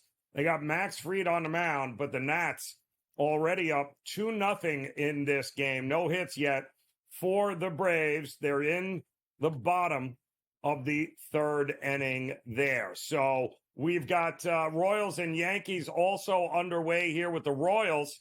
No score there against the Yankees. And we are getting ready for the Orioles and Red Sox. Looks like they are just underway there. Angels out in front of the Twins. And we are getting ready.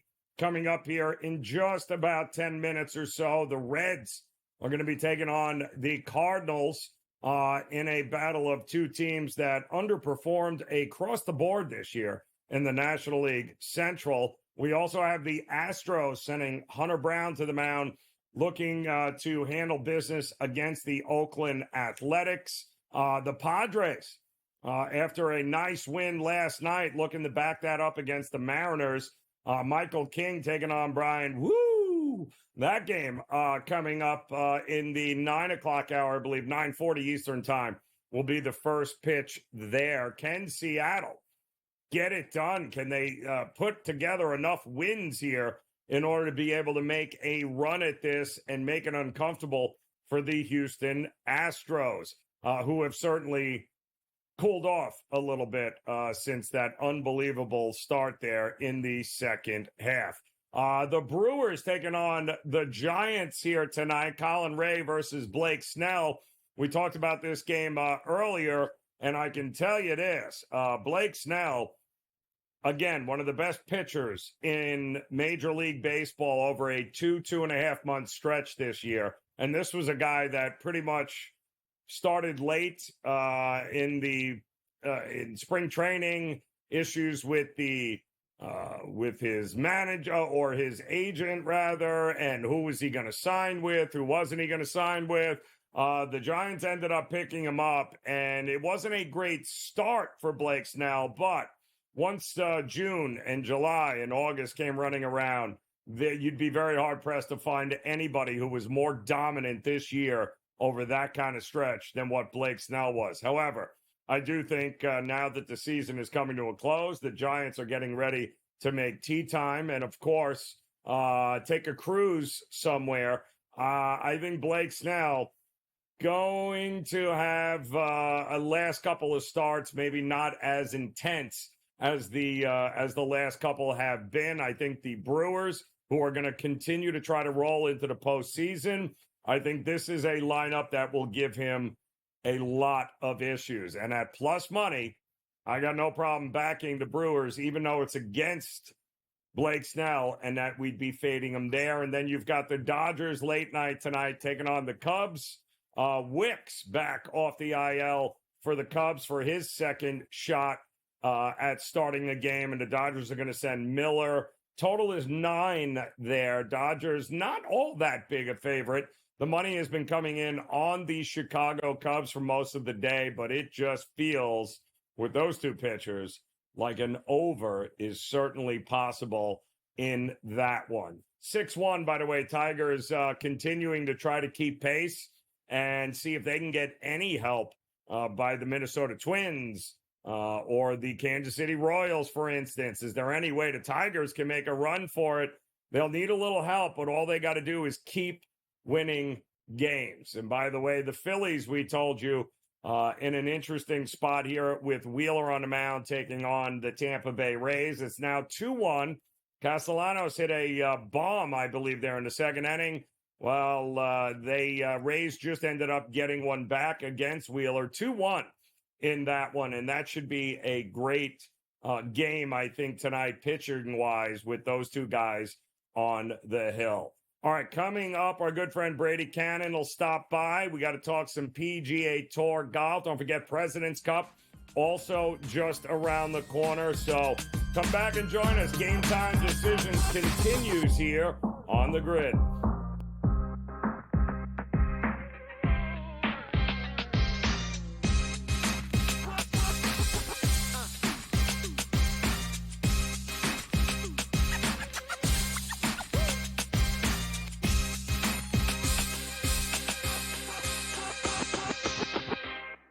Anyone that's been to a sporting event, the atmosphere before a game, I think GameTime Decisions has that same exact atmosphere.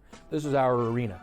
This is what we do. There is going to be an energy to GameTime Decisions that you will feel night in and night out. The excitement you get when you lock your bets in, when you're figuring out what you want to do, we can zone in on the biggest games each night. I want this to be the place that people come to before the games start so they feel as ready as possible to lock in their cards. We are going to hit every single one of those markets that you need to know about. We're going to go through every single thing, and I've got a great team behind me that's going to help me get the job done. There is not going to be a better place, I promise you, than GameTime Decisions to get that new information, react to it, and be able to then bet accordingly. We will have everything at our disposal, and we will use that to our advantage.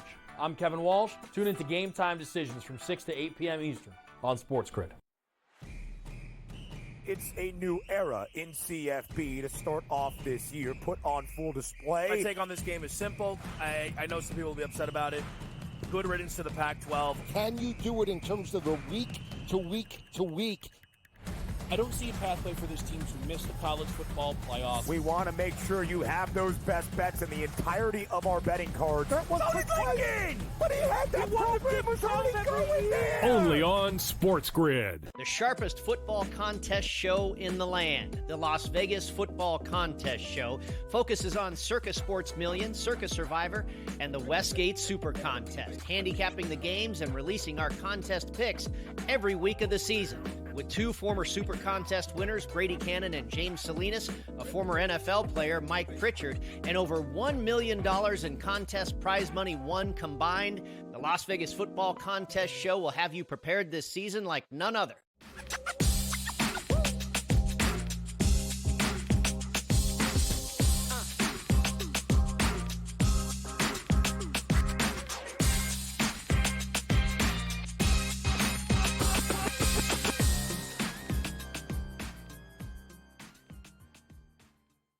All right, welcome back in Game Time Decisions here on the SportsGrid Network. I'm Joe Raineri. We welcome in our good friend, Brady Cannon.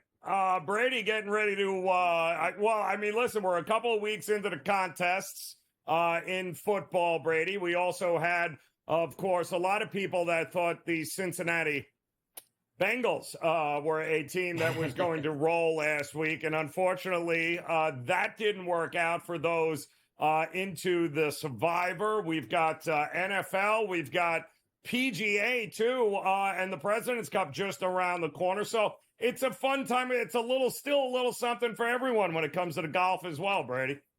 Yeah, absolutely. The PGA Tour takes a 1 week little break to catch its breath, I guess, and then we're back after it with the FedEx Cup Fall Series. We start in the wine country in Napa. Sahith Theegala is your defending champ. I was actually on him last year when he won this for his first PGA Tour victory. I'm on 5 guys this time around. 4 of them are seeking their first PGA Tour victory, so maybe that trend will continue for us. I took Maverick McNeely at 22-1, California kid. He's finished runner-up here before. I think he knows his way around this place. JJ Spawn, another California guy. I got him at 34-1. He's finished 9th and 11th here before.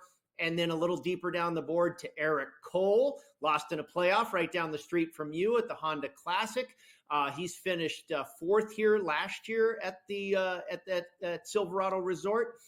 He's at 43-1 where I got him. And then Chan Kim, a little off the radar. This is a PGA Tour rookie. I took it 60-1. He's been playing professional golf for a while. He's won on the Japan Tour 8 times, won on the Korn Ferry Tour last year twice, and now has made his way to the PGA Tour and has some really good numbers. And against a watered down field at 60-1, I took a shot with him. And then another tour rookie in Jacob Bridgman, who's got a great short game and is an excellent ball striker. We'll see if we can hit one of them. And then you mentioned the President's Cup. I saw the price, the USA at -250 and the international side at +250. It feels about right to me, Joe. I really wanted to take the international side, but I thought maybe, playing in Canada, the Canadian captain, the Canadian presence on that team, but maybe it's just simple to lay the wood and take the USA. I have not quite figured it out yet. I really think it's priced pretty well. I don't know if I want to lay the 250 or take it. And then we've got a little Live Tour as well, Live Chicago. Yes. It's kind of their version of the Tour Championship. It's the individual awards tournament at Bolingbrook, just outside of Chicago. And I talked to some people locally. They cannot believe that this course is actually hosting a professional event. The word I'm getting is that the Bombers are going to take this place over and just beat this place up into a birdie fest. And with that, I'm taking the best players in the field, in my estimation: John Rahm, Tyrrell Hatton, and Brooks Koepka. Rahm and Hatton really have been the hottest players all year. And I think it continues. And I think Rahm is the shortest shot at 5-1. And the next closest guy is like double the odds. I think the odds makers know that this guy's the best guy in the field, and I'm going to ride with that. Yeah, well, not a bad way to go. I think it works same way with the Lib, right? Like they have this last event, then I think they go to Dallas for like the team aspect of it. Right. And really it's been Rahm and Neiman, right? I mean, that was Neiman in the first half, Rahm in the second half, and that's Exactly. the battle we got going on. You're exactly right. Neiman came out hot out of the gate, got a couple of wins under his belt. Lately, it's been Rahm and Hatton. Rahm, of course, got the win in England right after the Open Championship, played well at the Olympics. He's finished top 10 in every single event. I think he maybe is finally starting to find his footing on this circuit he wasn't too comfortable with at the start. But I think he's clearly the best player on this tour. He just lost in a playoff last month to Koepka. And like I said, with this course being susceptible to the Bombers, we know Rahm can play like a bomber. We know Koepka can play like a bomber. And Hatton, he can kind of probably go whichever direction he wants. He's third on the Live Circuit in birdies. He's third on the Live Circuit in putting. Rahm is number 1 in birdies, number 1 in greens and regulation, number 6 in driving distance, and number 6 in putting. I think these guys, it is, like I say, it's going to be a birdie fest. I think you're going to want to hit it long and just roll some putts. And I don't know how thrilling this golf course is going to be. It's interesting, the comments I had from my friends that live in the area. It's only 7,100 yards, wide fairways. I mean, they ought to just bring this thing to its knees. Yeah, minus 35 is going to win this tournament. Should be very in 3 days, to see remember, right? How this works out. But exactly. It'll be 20 under a day here. Kind of ridiculous there. All right, let's talk some NFL here. A couple of interesting spots coming up this week. And I guess it's great that you went out and got a backup quarterback. If you're Green Bay, I don't know. The problem is you're going to need him. I don't think they thought they need him in week 2, but yet here we are. Green Bay is a dog at home. Brady, what are you thinking? I couldn't believe that they came out as 3 or 3.5 point underdogs, Joe. I made this game a pick 'em at worst. I figured Green Bay was probably a 6 to 6.5 point favorite with a healthy Jordan Love. I figure that's probably about a 6 point adjustment. Maybe some people make it a 4 point adjustment, whatever. But you telling me it's a 9 or 10 point adjustment, I'm not buying it. This is a classic scenario. We saw it a couple years ago with the Cincinnati Bengals going into Dallas as a road favorite because Dak Prescott got hurt. Cooper Rush came in and they killed the Bengals, and the Bengals fell to 0-2 to start that year. I think the Colts take a loss here outright. I think Green Bay gets a win, and it's the fallen hero theory. The entire week, this week in practice, the Green Bay Packers have been, guys, next man up. We rally the troops. The defense is going to come out and show. Everybody is going to be putting their best foot forward, extra effort, and then some to get this victory with their hero on the sidelines. I think the Packers at the end of the day are the better team. I like them here catching points. And again, I think they win it out. Maybe to turn the ball over in the worst possible times every now and then. So that should be a good one. I got to tell you, must-watch television. I mean, if you're not pulling up a chair watching Washington and the Giants play, I don't know what to tell you here, Brady, because this should be the Super Bowl preview, phenomenal man. I'm football. telling you, this is an unbelievable contest. Daniel Are you Jones, ready for quarterback play? Did you see that pick six he threw last week? Boy, woo! Yeah, Woo! I tell you. My Well, goodness. what we've got here, first of all, I think Washington is the better team. I think they have the better quarterback. But there's a situation, if you look into these assistant coaches, or actually in this case, the head coach and the assistant coach. Dan Quinn, when he was let go by the Falcons and went to Dallas, he destroyed everybody in the NFC South as a member of the Dallas Cowboys coaching staff. He was very familiar with that conference and took advantage of it. Okay, he just was the Dallas defensive coordinator. Now he's the Washington head coach. I know that he is extremely familiar with every opponent, including Daniel Jones and the Giants in this conference, and he's going to know how to defend that anemic offense and shut it down and know how to coach up his offense and defense to counter them. Also, by the way, Cliff Kingsbury, the offensive coordinator there, when he was head coach of the Arizona Cardinals, he was 7-1 straight up against the NFC East division. Both of these coaches, the OC and the HC, really have their game plan dialed in to go against the NFC East. I think Washington gets it done. Well, you'll have to let me know how it works, operator, because I will not be watching this game. Brady Cannon, always a pleasure. Watch it My man, Game Time. It continues next on the grid.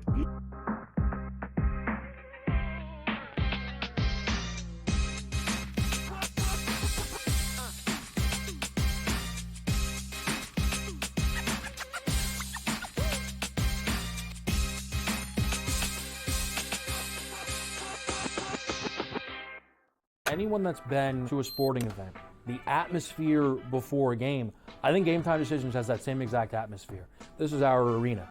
This is what we do. There is going to be an energy to GameTime Decisions that you will feel night in and night out. The excitement you get when you lock your bets in, when you're figuring out what you want to do, we can zone in on the biggest games each night. I want this to be the place that people come to before the games start so they feel as ready as possible to lock in their cards. We are going to hit every single one of those markets that you need to know about. We're going to go through every single thing, and I've got a great team behind me that's going to help me get the job done. There is not going to be a better place, I promise you, than GameTime Decisions to get that new information, react to it, and be able to then bet accordingly. We will have everything at our disposal, and we will use that to our advantage.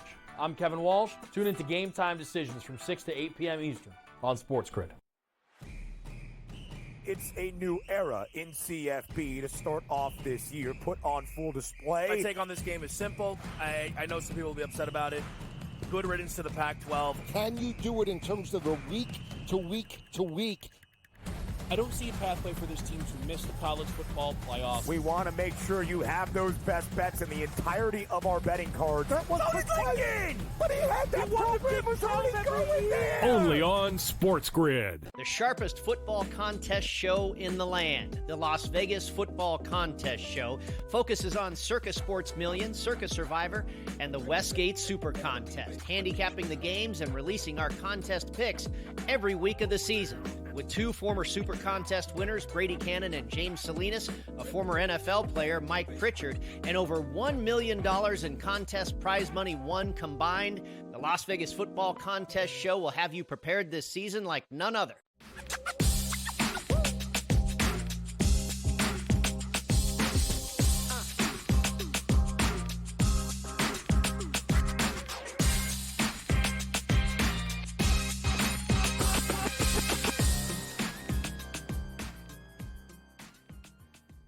All right, welcome back in. Game Time Decisions here on the SportsGrid Network. Joe Raineri alongside the one and only Scotty Wetzel as he's getting ready to take over here. Coming up top of the hour, a little in-game live.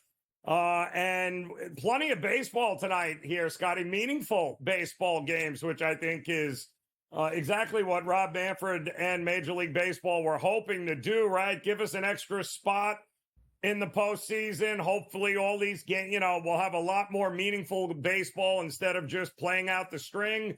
And we do. And boy, oh boy, somebody's got to tell the Braves if they don't keep winning games, they're going to not make the playoffs here, Scotty, for the first time since 2017. They've been that big a staple, and yet here they are down 2-0 against the Nats already, with the Mets having already won. Yeah, it's amazing, right? A turn of fortunes, right? The Mets nearly get no hit, and Atlanta's looking at, well, okay, we're going to be able to pick up another game. We got the goofy Nationals on our schedule, right?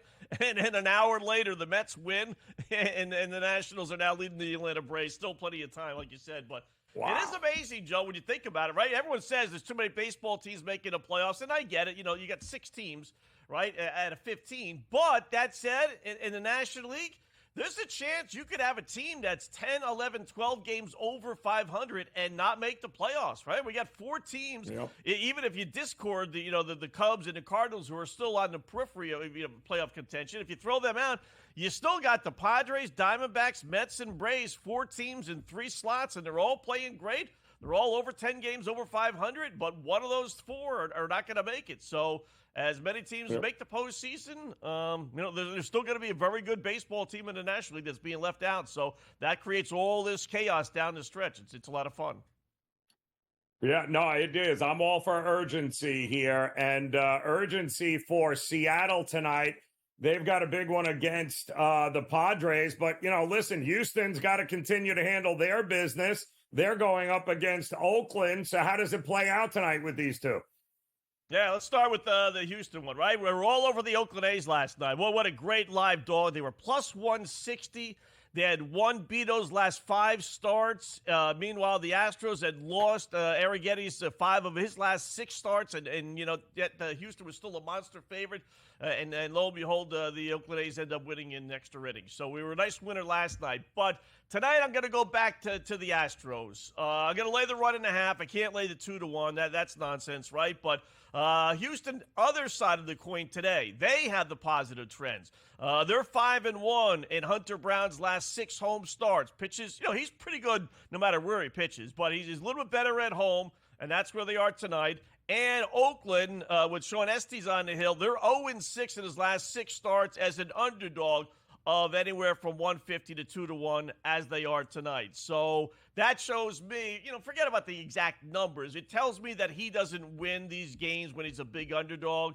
And, couple that with Houston winning games at home with Hunter on the hill. So give me the Astros, and let's hope they win by 2 runs or more, Joe. And then with Seattle, listen, they're a sinking ship. They really are. But San Diego's terrific. We had them last night. It was a good night last night. We had them last night, but I'm going to switch sides. I'm going to go with Seattle just because the Mariners 11-1 in Brian Woo's last 12 home starts. That's he's pretty good again, 7-2 overall. But the team itself, when he pitches at home, boy, they don't lose. And this is a must-win for them. So I'll take my chances. Basically, a pick 'em, depending on where you do your shopping. Give me Seattle at home with Woo on the hill. Yeah, I mean, listen, they got to win Woo's games. He has been lights out for them. But one of the more underrated guys, too, which is amazing because nobody ever talks about him. But yet he is a big money pitcher. And then the late game, what's going on with the Dodgers? Cubs, Dodgers, Wicks on the mound. For the Cubs, nice to get him back on the hill. I think this is his second start since the IL. But Miller, do we trust Miller for the Dodgers? What are we doing? Yeah, there's so many people, Joe, and I get it. I've had this thinking a gazillion times before, right? We all have. They're all saying today there's no way the Cubs are going to beat the Dodgers 3 in a row in L.A., right? And the Dodgers blew that game. They had a late lead, 3-1. Looked like for sure they were going to come away with the win. The battle of the 2 Japanese pitchers. In fact, I turned it off in the top of the 8th. I saw the Cubs bat. They didn't score. Figured, all right, ball game over. And then I look at the score later on. I see the Cubs won. I was like, what? What happened? So, since the whole world is on the Dodgers, you know me, a lot of times I'd rather be on the side of Vegas than the whole world. Cubbies, for whatever there are, they've won 8 straight road games. 8 straight, including these obviously last 2 in L.A. So it's basically a pick-em as far as the pitchers. Both could stink. Both could pitch well. No one really has a decided edge. You want to give me plus 132 or so, 140, depending on where you do your shopping with the Cubs, who are battling to try to hold on. They're only 4 or 5 games out. I mean, they're on the cusp of falling away, but they're still there. So, and I'm holding on to my over 84.5 ticket as well hoping that I got a shot there. So give me the Cubs. Make it 9 in a row, hopefully on the road for Chicago today. I love it, Scotty. You know what else I love? The Brewers' chances tonight to get it done against Snell. You're going to look at Colin Ray, too. What are you thinking we're going to get from him here tonight? We had a big monster winner last night on Yamamoto, 4.5 strikeouts over, right back to the well. Sometimes the boys in Vegas just fall asleep. I don't know. But Colin Ray, 4.5 strikeouts. The dude has had 5 or more in 7 of his last 9 starts, 9 of his last 14. San Francisco's waved the white flag. They're done. They can't wait for the season to end. So, to me, there's no reason in the world why Colin Ray shouldn't get at least 5 strikeouts. No monster vig, no major vig, nothing like that. Boy, I love the over 4.5 strikeouts. Like I said, 7 of his last 9 starts, he's had 5 or more. So why not tonight? Yeah, I love it. I think that's going to be a good opportunity at plus money here for the Brewers. How about the WNBA? Some big games here tonight. Wizards, Washington, Mystics taking on the Chicago and Seattle and the Sparks. Which one's your favorite there?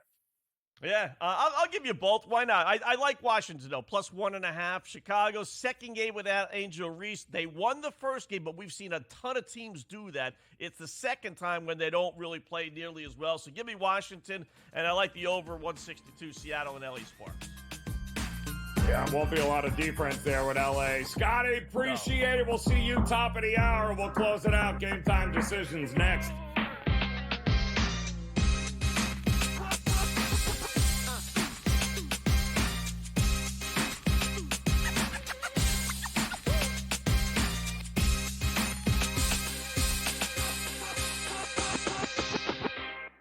Anyone that's been to a sporting event, the atmosphere before a game, I think Game Time Decisions has that same exact atmosphere.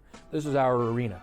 This is what we do. There is going to be an energy to Game Time Decisions that you will feel night in and night out. The excitement you get when you lock your bets in, when you're figuring out what you want to do, we can zone in on the biggest games each night. I want this to be the place that people come to before the games start so they feel as ready as possible to lock in their cards. We are going to hit every single one of those markets that you need to know about. We're going to go through every single thing, and I've got a great team behind me that's going to help me get the job done. There is not going to be a better place, I promise you, than Game Time Decisions to get that new information, react to it, and be able to then bet accordingly. We will have everything at our disposal, and we will use that to our advantage.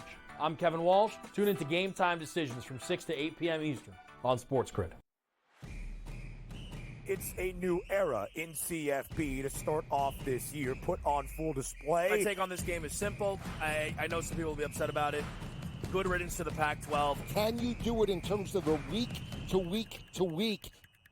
I don't see a pathway for this team to miss the college football playoff. We want to make sure you have those best bets in the entirety of our betting cards. That was thinking! But he had that program was already going there! Only on SportsGrid. The sharpest football contest show in the land, the Las Vegas Football Contest Show, focuses on Circa Sports Million, Circa Survivor, and the Westgate Super Contest, handicapping the games and releasing our contest picks every week of the season.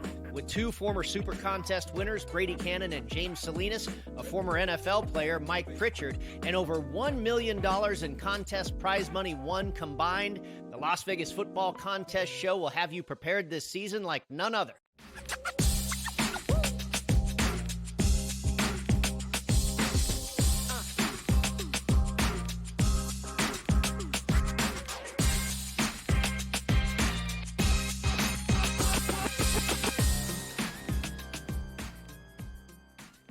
All right, welcome back in Game Time Decisions here on the SportsGrid Network. Wow, as we look to wrap up this edition, getting ready for what should be a great week and weekend in sports here, as we'll start tomorrow night with the Bills and the Dolphins at Hard Rock Stadium in Miami, as that total continues to drop a little bit.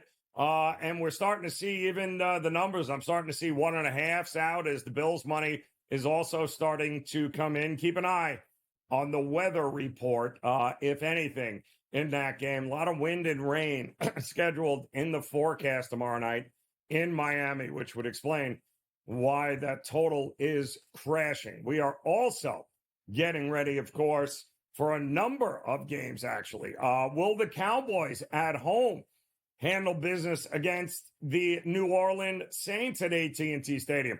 Cowboys dismantled the Cleveland Browns in week 1. Will they be as dominant as they have been in the past at home? Well, the Saints looked pretty darn good, didn't they? New offensive coordinator, Derek Carr, new philosophy, new offensive pieces. Boy, the Saints look like they can put up as many points as they want. They got a real test coming up here against the Cowboys. I'm looking forward to seeing that one. And will the Jets and Aaron Rodgers, will he be able to bounce back against the Tennessee Titans and Will Levis, who can't seem to figure out who to throw the ball to when the game matters the most, as the Titans and Will Levis, they got themselves a bit of a turnover issue there. Some awful pick sixes and turnovers there by Will Levis in the second half.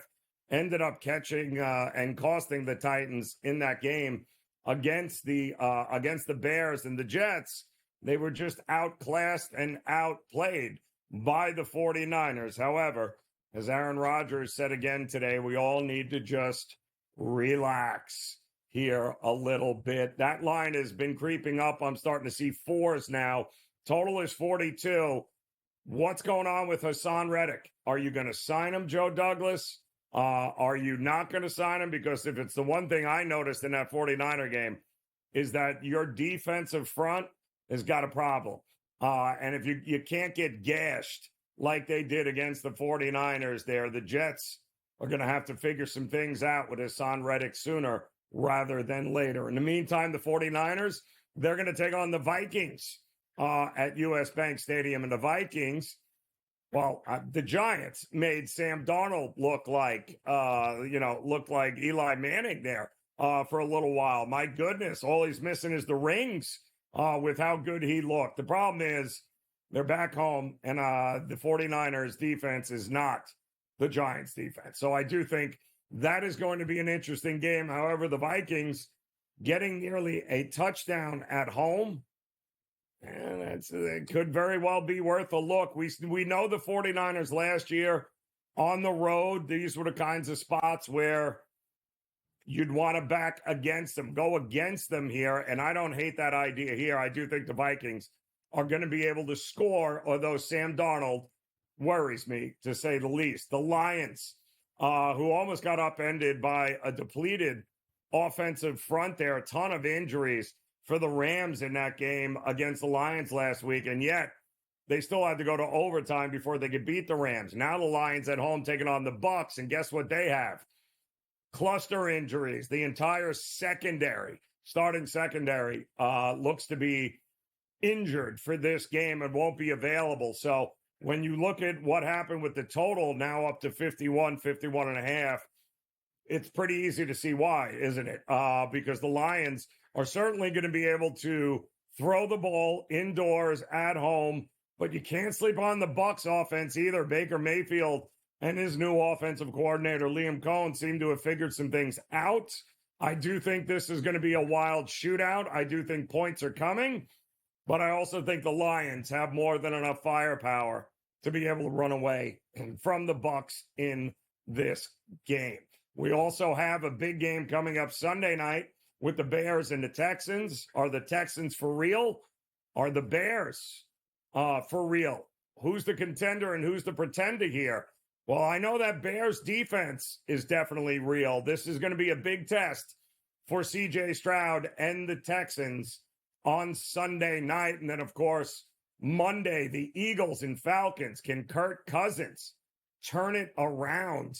Well, he's got a little extra time to see if he can get it done here. We got so much more still to get to. Game Time Decisions will be back tomorrow in Game Live. Straight ahead here on the Grid. Enjoy your night.